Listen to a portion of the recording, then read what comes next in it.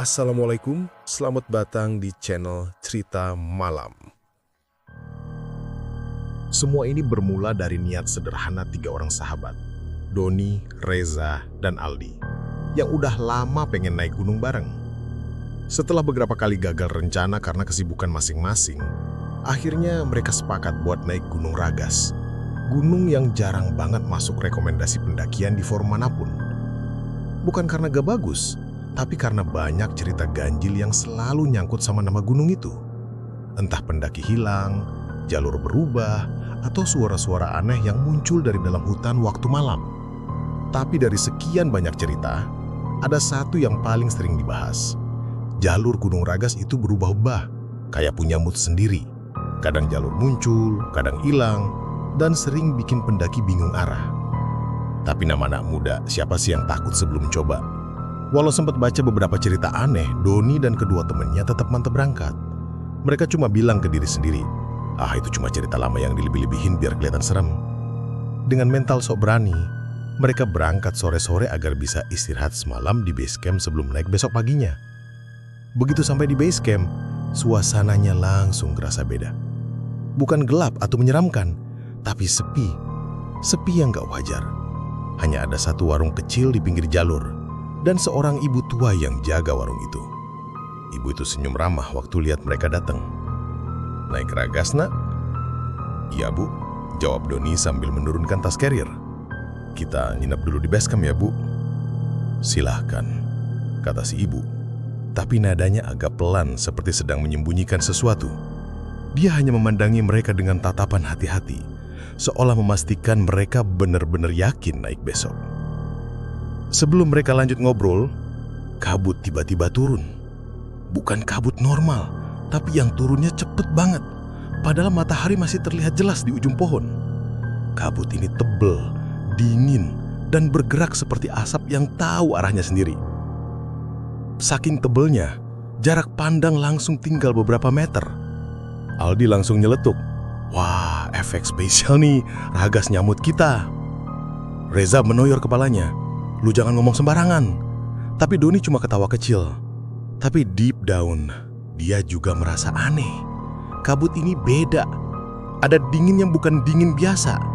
Seolah ada sesuatu dalam kabut itu yang lagi merhatiin mereka.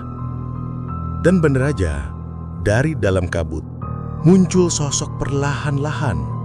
Bentuknya seperti manusia, tapi gerakannya lambat seperti lagi nyeret sesuatu. Reza langsung pegangan ke lengan Doni. "Siapa itu?"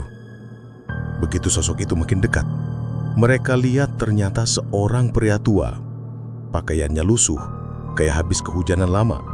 Rambutnya panjang dan kusut dan wajahnya pucat kayak orang yang gak kena matahari berbulan-bulan. Di tangannya, dia bawa gulungan kertas panjang. "Anak-anak, mau naik Ragas ya?" Suaranya serak seperti suara orang yang udah lama gak dipakai buat bicara. Doni berusaha sopan. "Iya, Pak, mau naik besok pagi." Pria tua itu menatap mereka satu-satu, lama, seolah lagi menilai mereka. Waktu tatapannya berhenti di wajah Reza, dia agak mengernyit. Tapi dia gak bilang apa-apa. Yang dia lakukan hanya membuka sedikit gulungan kertas yang dia bawa, lalu menyerahkan itu ke Doni. "Kalau kalian tersesat, pakai peta ini. Tapi ingat, jangan pernah ikuti jalur hitam. Sekali kalian masuk jalur itu, kalian gak akan bisa balik." Adi langsung tertawa kecil. "Siapa? Serem banget pesennya." Tapi tatapan pria tua itu tetap kosong. Dia gak tertawa, gak tersenyum, hanya berdiri dengan tubuh agak gemeter, seolah menahan sesuatu yang berat. Percaya nggak percaya, Doni menerima peta itu dan mengangguk sopan. "Terima kasih, Pak." Setelah menyerahkan peta, pria tua itu pelan-pelan mundur, masuk ke kabut, sampai akhirnya hilang tanpa suara, seolah menyatu dengan kabut itu. Ketiganya diam lama, karena wujud pria tua itu terlalu aneh. Reza bahkan sempat komentar, "Dil, orang tadi ninggalin jejak gak sih?" Mereka cek tanah, gak ada jejak. Hanya tanah lembab yang rata. Gak ada tanda orang lewat. Malam itu mereka tidur di base camp dengan tidak sepenuhnya tenang. Suasana sepi. Sebagian karena gunung itu memang jarang pendaki. Sebagian lagi karena bayangan pria tua itu masih lengket di pikiran mereka. Doni sempat buka peta itu sebentar. Dan peta itu memang tampak tua tapi jelas banget gambarnya. Ada 2 garis utama, satu merah, satu hitam. Jalur merah kelihatan memutar. Jalur hitam lurus menembus bagian hutan paling gelap. Entah kenapa, Doni langsung merinding waktu lihat garis hitam itu. Bukan karena serem, tapi lebih ke jalurnya kelihatan bener-bener hidup. Titiknya tebel, gelap, dan seolah dibuat terburu-buru. Besoknya mereka berangkat pagi. Jalur awal masih normal. Hutan rapat, udara dingin, dan suara serangga yang cukup ramai. Tapi semakin naik, suara-suara itu mulai menghilang. Heningnya bukan hening biasa, tapi hening yang bikin telinga terasa panas, seakan ada sesuatu yang gak mau mereka dengar. Setelah 2 jam jalan, mereka sampai di percabangan jalur. Harusnya jalur itu masih lewat trek kecil yang landai, tapi yang mereka lihat justru longsor kecil yang menutup jalan. Tanahnya masih basah, dahan patah berteberan, dan jalur bener-bener gak bisa dilewati. Aldi langsung kesel. Baru juga naik bentar, udah buntu. Coba lihat peta dari bapak itu, bilang Reja sambil ngusap keringat. Doni buka peta itu, dan dia kaget. Jalur merah ternyata memang memutar dari titik itu, mengarah ke kiri. Kita lewat kiri, ikutin jalur merah. Mereka pun jalan ke kiri. Tapi 10 menit kemudian, jalur itu tiba-tiba habis. Bukan ketutup longsor, bener-bener habis. Tanah menanjak jadi dinding tanah tinggi kayak tebing. Nggak bisa dilalui sama sekali. Aldi langsung misuh-misuh. Sialan, ini jalur apa sih? Doni balik buka peta. Tapi kali ini jalur merah hilang. Jalur merah yang barusan mereka lihat jelas banget di kertas itu sekarang nggak ada. Yang tersisa cuma jalur hitam yang tebal dan lurus, mengarah tepat ke dalam hutan lebat. Ke jalur yang sama sekali nggak kelihatan jalannya. Apa? Tadi kita salah lihat. Doni mulai goyah. Reza geleng cepat. Gua ingat kok, garis merah tadi ada. Kita barusan ngikutin. Aldi menatap peta itu dengan wajah pucat. Kalau jalur merah hilang dan cuma garis hitam yang sisa, apa gunung ingin nyuruh kita pilih jalur itu? Mereka bertiga berat buat mikir ke arah situ. Tapi sebelum mereka mutusin apa-apa, dari arah jalur hitam muncul suara langkah kecil. Langkah itu jelas, pelan, seperti kaki kecil menyentuh tanah. Tap, tap, tap. Reza langsung merapat ke Doni. Dil, lu dengar? Doni mengangguk pelan banget. Langkah itu makin dekat. Tapi hutan di depan mereka kosong. Doni menyalakan senter kepala Aldi juga. Tapi anehnya, cahayanya cuma menyorot sekitar 2 meter ke depan, lalu langsung mati ditelan kegelapan yang aneh. Gelap yang bukan gelap biasa, tapi kayak dinding hitam yang menolak cahaya. Ini gak normal. Aldi mulai panik. Reza pegang lengan Doni lebih erat. Dil, kita balik aja. Ini udah gak bener. Mereka berbalik, tapi kabut turun lagi. Kabut itu turun dari atas pohon, pelan-pelan tapi pasti, sampai menutup jalur balik sepenuhnya. Jalur di belakang berubah jadi putih total, tebal. Dan ketika mereka coba maju ke dalam kabut itu, tubuh mereka seperti didorong pelan tapi kuat, memaksa mereka tetap berada di titik itu. Cabut dari sini gak bisa, Nodi bilang dengan suara bergetar. Langkah kecil itu terdengar lagi. Dan ketika nampuk kepala mati mendadak, suara itu berhenti. Tepat di depan mereka. Sesuatu berdiri di dalam gelap, hanya beberapa langkah dari wajah mereka. Dan Doni, untuk pertama kalinya, ngerasa ada sesuatu di gunung itu yang lagi memandangi mereka dengan sangat jelas. Seakan-akan jalur hitam itu menunggu mereka masuk. Begitu 3 garis kabut itu menelan peta di tangan Raffi, angin tiba-tiba berhenti. Tidak ada lagi suara gesekan dedaunan, tidak ada suara burung, bahkan suara nafas kami sendiri terdengar seperti direndam oleh sesuatu. Aku melihat ke kanan dan kiri, memastikan apakah perubahan ini cuma perasaanku saja. Tapi wajah Dita mulai tegang, sementara Raffi terlihat seperti kehilangan warna kulitnya. Kami belum berjalan jauh dari pos kayu kecil tempat peta itu pertama kali muncul. Tapi entah kenapa, suasana hutan berubah drastis. Pohon-pohon yang tadinya berjarak wajar, kini terlihat lebih rapat, saling menutup seperti dinding. Dan selama beberapa langkah, aku merasa seperti sedang berjalan di lorong panjang yang tidak berujung. Ada yang ngerasain aneh? Tanyaku mencoba memastikan. Dita tidak menjawab, tapi ia mengangguk pelan. Raffi malah berhenti lalu membuka peta itu lagi. Kertasnya masih dingin, tapi kini garis-garisnya tampak lebih gelap, seolah tinta itu baru saja ditorehkan. Ada jalur panjang yang ditandai warna merah tua, tapi jalurnya sangat berbeda dari rute resmi Gunung Ragas yang kami tahu. Ini bukan jalur yang benar, gumam Raffi sambil menelan ludah. Dita mendekat. Kita balik aja, kita masih dekat pos tadi. Aku setuju, rasanya tidak enak. Tapi ketika kami menoleh ke belakang, jalur tanah yang tadi kami lewati mendadak berubah menjadi hamparan semak yang tinggi. Padahal sebelumnya jelas cuma tanah biasa. Tidak ada bekas jejak kaki kami, tidak ada batang pohon yang kami tandai dengan kain merah. Tidak ada apapun. Semuanya hilang. Rah, lo yang tandain kain tadi kan? Suaraku gemetar. Iya, harusnya ada di pohon itu. Raffi menunjuk, tapi pohon yang ia maksud pun tidak terlihat. Yang ada hanya kayu-kayu besar menjulang seperti tidak pernah ada jalur pendakian di tempat itu. Gimana bisa hilang semua gini? Dita bersuara pelan, tapi terdengar jelas betapa paniknya ia. Aku menarik nafas panjang dan mencoba berpikir.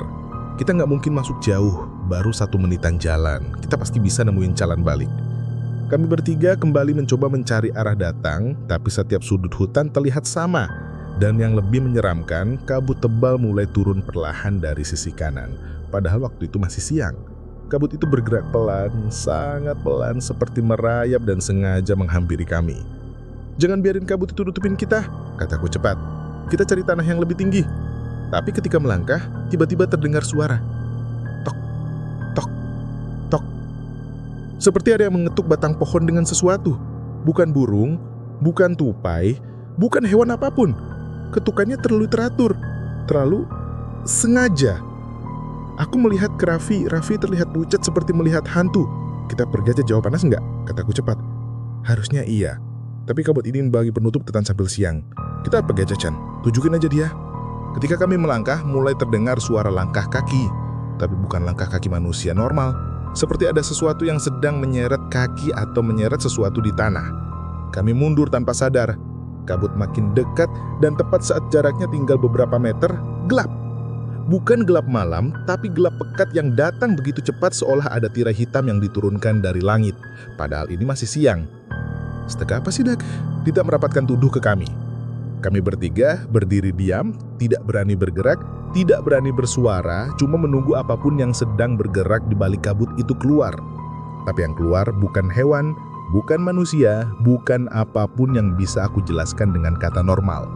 Bayangannya saja sudah bikin bulu kuduku naik. Tinggi, bengkok, dan bergerak tersentak-sentak seperti tidak punya tulang. Tapi sebelum wujudnya benar-benar terlihat jelas, kabut itu bergerak mundur perlahan, seolah makhluk itu berubah pikiran atau sedang menunggu sesuatu. Dan kemudian, peta di tangan Raffi bergetar. Bukan karena angin, bukan karena ia gugup. Peta itu bergetar sendiri, seperti ada sesuatu di dalamnya yang ingin keluar. Buang, teriakku. Tapi, buang, Raff. Raffi melempar peta itu sejauh yang ia bisa. Peta itu jatuh di tanah beberapa meter di depan kami. Tapi bukan jatuh seperti kertas biasa. Kertas itu berputar seperti tersedot angin dari bawah, dan ketika menyentuh tanah, ia langsung terbuka otomatis. Di atas tanah garis merah pada peta bergerak seperti ular, membentuk jalur yang baru. Jalur yang tidak ada sebelumnya. Jalur itu berhenti tepat pada titik hitam kecil di sudut peta. Titik itu membesar, dan membesar sampai benar-benar seperti lubang hitam kecil di atas tanah. Dan dari lubang itu terdengar suara yang tidak akan pernah aku lupakan selama hidup. Bisikan. Pelan. Sangat pelan. Tidak. Tidak. Dita mundur 2 langkah. Itu manggil kita. Suara itu makin jelas. Tidak ada kembali, tidak ada kembali. Raffi langsung menutup telinganya. Ini apa sih? Kenapa kita? Aku mencoba menarik keduanya untuk menjauh, tapi tanah di bawah kaki kami tiba-tiba terasa lebih lembek, seperti lumpur. Dan ketika aku menoleh ke belakang, jalur tanah itu sudah berubah menjadi sesuatu yang tidak seharusnya ada di hutan gunung manapun. Bukan tanah, bukan lumpur, tapi daging. Aku bisa merasakan permukaannya yang kenyal dan hangat di bawah telapak sepatu. Rasanya jelas bukan tanah. Dita berteriak, dan ketika ia hendak berlari, kami sadar sesuatu. Tidak ada lagi jalur kembali, tidak ada jalur lain, tidak ada apapun kecuali hutan yang melingkar seperti labirin raksasa yang hidup. Peta itu masih di tanah, lubang hitamnya bergerak perlahan seperti mulut yang sedang tersenyum, dan kabut dari arah kanan kembali merayap pelan, kali ini lebih cepat, seolah menutup ruang kabur kami. Aku tersadar satu hal, apapun yang muncul dari kabut tadi, belum pergi. Dia masih di sana, menunggu. Dan kami sudah berjalan terdahulu jauh untuk bisa kembali. Kemina kini berada di jalur yang tidak pernah ada di peta manapun di dunia nyata. Jalur milik Gunung Ragas yang tidak mengenal kata pulang. Semua orang selalu bilang bahwa tersesat di gunung adalah hal yang menakutkan. Tapi jujur, apa yang kami alami waktu itu jauh lebih buruk dari sekedar tersesat. Ini bukan soal kehilangan jalur. Bukan soal salah membaca kompas, ini seperti berjalan masuk ke dunia lain yang tidak seharusnya dilihat manusia. Saat kabut menutup jalur belakang kami sepenuhnya, aku tahu kami sudah melewati batas yang tidak bisa dibalikan. Udara berubah lebih dingin, tapi bukan dingin gunung. Dingin yang menekan dada, seperti oksigen diambil paksa dari paru-paru. "Jangan diam di sini," kataku sambil menarik tangan Dita. "Kita harus cari tempat terbuka." Raffi mengangguk cepat, wajahnya pucat total. Tapi masalahnya, tempat terbuka itu sudah tidak ada. Hutan di sekitar kami berubah bentuk perlahan, seperti pohon-pohonnya hidup dan memutuskan untuk memindah posisi sesuka hati. Ketika kami melangkah 5 meter, suasananya sudah berbeda. Dan ketika menengok ke belakang, jalur yang baru saja kami lewati hilang lagi. Dita mulai menangis pelan. "Aku nggak mau di sini, aku mau pulang." Aku menggenggam pundaknya kuat-kuat. "Tenang, kita masih bertiga." Dan entah kenapa, begitu aku mengatakan itu, angin hembus singkat dan terdengar suara bisikan kecil di kuping kiriku. "Tidak bertiga." Aku langsung menoleh tajam, tapi tidak ada siapa-siapa. Cuma kabut yang memantulkan suara samar. "Lo dengar itu?" bisiku ke Raffi. Raffi menelan ludah. "Iya, tapi suaranya dari belakang gue." Dita menunduk, menangis lebih keras. Suara itu muncul lagi, lebih jelas, lembut, tapi dingin. "Kalian berempat." Aku langsung sadar sesuatu yang sangat salah. Aku cepat menghitung. 1, aku. 2, Dita. 3, Raffi. 4 siapa? Dan sebelum aku bisa menyebutkan hal itu dengan suara, Dita tiba-tiba memegang tanganku lebih erat dan berbisik. Ada yang pegang tanganku dari belakang. Kami langsung menoleh bersamaan. Tentu saja tidak ada siapa-siapa, tapi posisi tangan Dita memang sedang ditarik ke arah belakang, seperti ada tangan tak terlihat yang sedang menggenggamnya. Enggak, ini bukan manusia," Dita menjerit. Aku menariknya sekuat mungkin sampai badannya terjatuh ke arahku. Raffi panik dan mengayunkan tongkat trekkingnya ke udara kosong. Setelah tangan Dita terlepas, kabut di belakangnya bergerak berputar, menciptakan bentuk samar seperti wajah panjang dengan mulut yang membentang terlalu lebar untuk ukuran manusia. Aku tidak berpikir 2 kali. Kami harus lari. Kami berlari ke arah kiri tanpa rencana, tanpa peduli apapun, hanya berharap ada celah, cahaya matahari, suara pendaki lain, apa saja. Namun jalur yang kami temui bukan jalur gunung. Tanahnya datar, tapi warnanya hitam kelam seperti tanah terbakar. Pohon-pohonnya tidak lagi seperti pohon hutan. Cabangnya mencuat seperti tulang raksasa. Daunnya tidak bergerak meskipun kami lewat berlari. Udara terasa berat, terlalu hening. Tempat itu tidak nyata. Aku yakin kami sudah tidak berada di Gunung Ragas yang orang-orang kenal. Raffi akhirnya berhenti setelah beberapa menit berlari, terengah-engah. "Kita di mana?" Tidak ada yang menjawab, karena di depan kami ada sesuatu yang langsung membuat kaki kami lemas. Di tengah tanah hitam itu berdiri tenda merah kecil. Tenda pendaki, tenda normal, tenda biasa. Sangat kontras dengan suasana aneh di sekeliling kami. Dan di pintunya tertulis angka besar dengan cat hitam. Dita memundur sambil menutup mulutnya. Gila, ini gak mungkin, ini tenda siapa? Raffi menatap tenda itu dengan mata membelelak. Bukan tadi kita ngelewatin tenda begini, tapi harusnya di jalur awal. Aku menggeleng pelan. Kita gak ada di jalur manapun, Raffi. Angin tiba-tiba datang lagi. Kali ini membawa bau yang tidak enak. Bau besi seperti darah dan karat. Dan tenda itu bergoyang pelan, seolah ada sesuatu di dalamnya yang bergerak. Aku langsung menarik keduanya mundur, tapi langkah kami terhenti ketika suara ketukan terdengar dari dalam tenda itu. Tak, tak, tak. Tidak keras, teratur, seperti seseorang di dalam meminta kami mendekat. Jangan jawab, bisikku.